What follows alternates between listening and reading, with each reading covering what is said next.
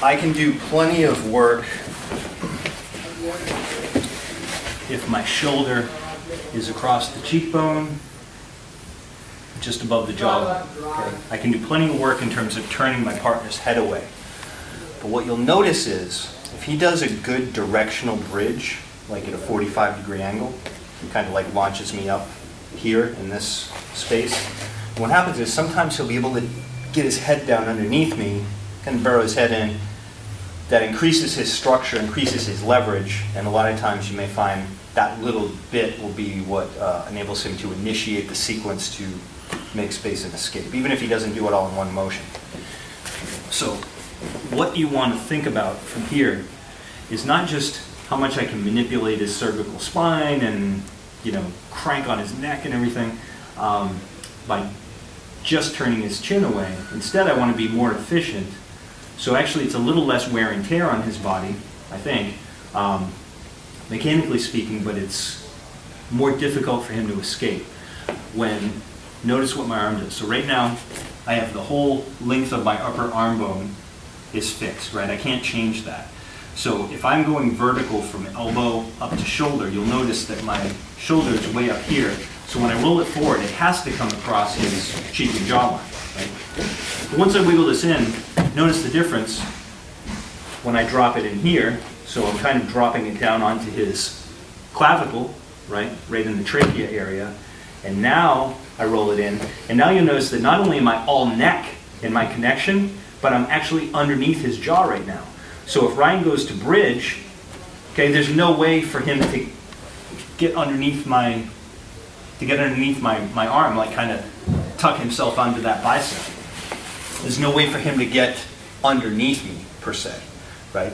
So just that little bit, you're actually using the ridge of the jaw to be underneath it.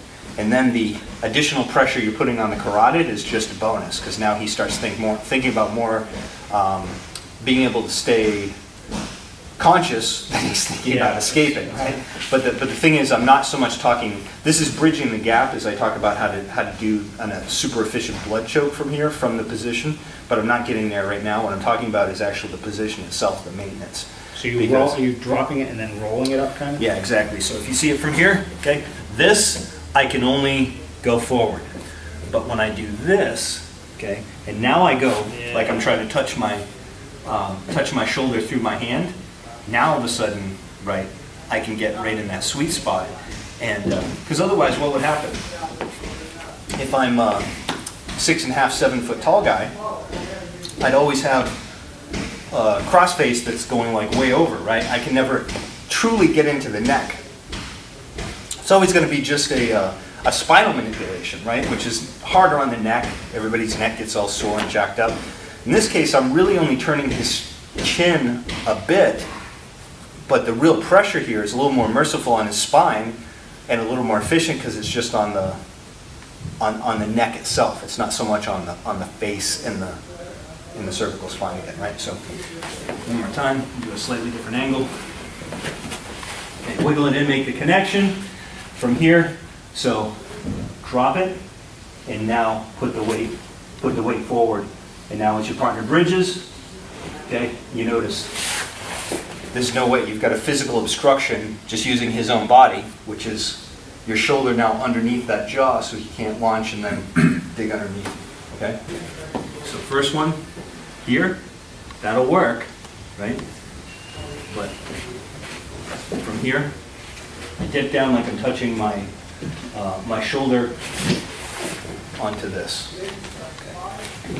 So now see how much lower my shoulder is, and now I put that forward. Okay. So from this position,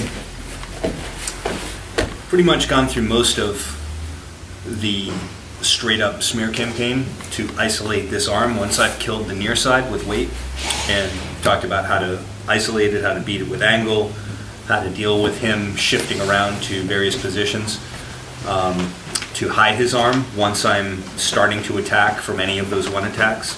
Okay, so we can set traps so that even if he's evading, right, first he can only evade from the shoulder down, then he can only evade or defend from the elbow down, then finally it becomes the wrist, and then the fingers is about all you can wiggle, and you will finally shut that off, or shut that down, get the tap. So now having gone through that, we'll talk about just a few other things that are very simple, and again, along the lines of that idea of a positional submission, where I really have to move only a tiny bit. From here, my connection, my weight distribution remains fairly constant the whole time. Okay, so a couple things. I'm going to actually go for a regular crossface now, and I'm going to talk about the super crossface with the shoulder justice and really ratcheting that in now. So the first thing when we're not really dealing with our hands or our grips before is I was talking about, instead of worrying about the grip first, whether you're threading underneath the armpit, you're threading down here on the lat, you're grabbing the gi, okay, you're getting a lapel grip, any of these different variations of a crossface with the shoulder and the neck. Okay, what I said first was to eliminate this space in between your arm and your partner's carotid, right? So the first thing we do is we just wiggle this in once I've got everything else set.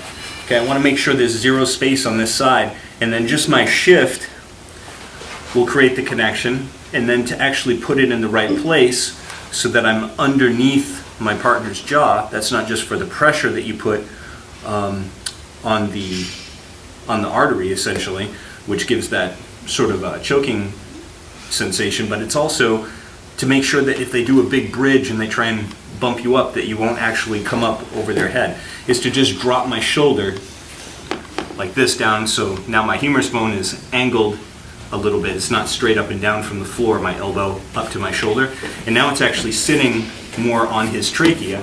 So now my connection, right, I don't even have to have grips.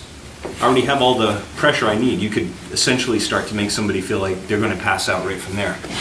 And it's not about pain compliance at all, simply about control, connection.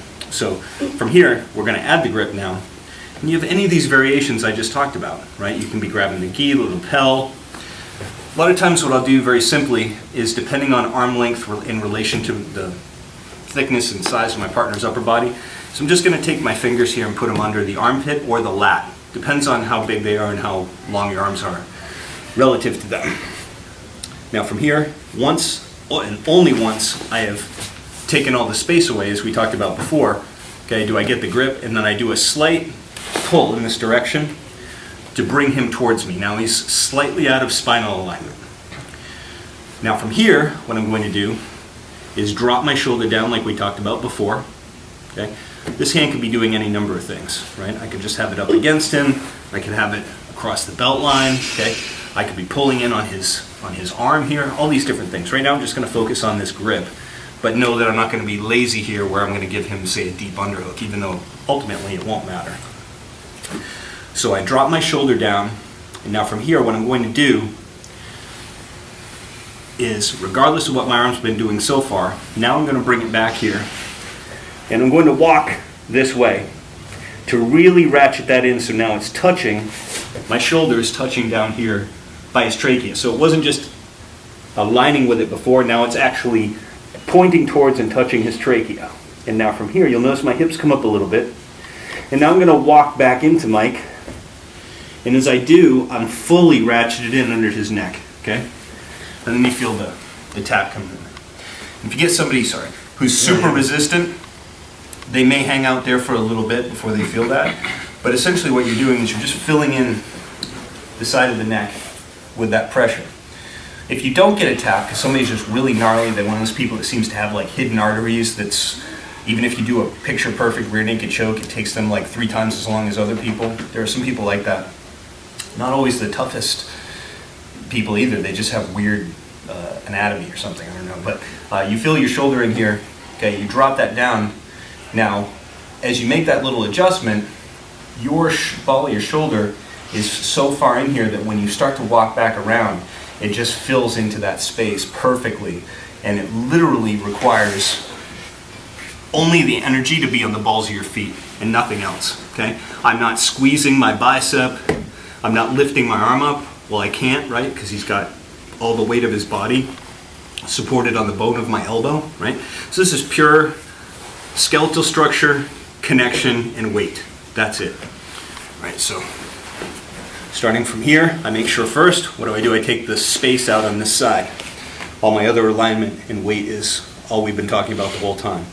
I'm going to thread in here so I make a connection that's appropriate relative to the length of my arm and my partner's size of his body.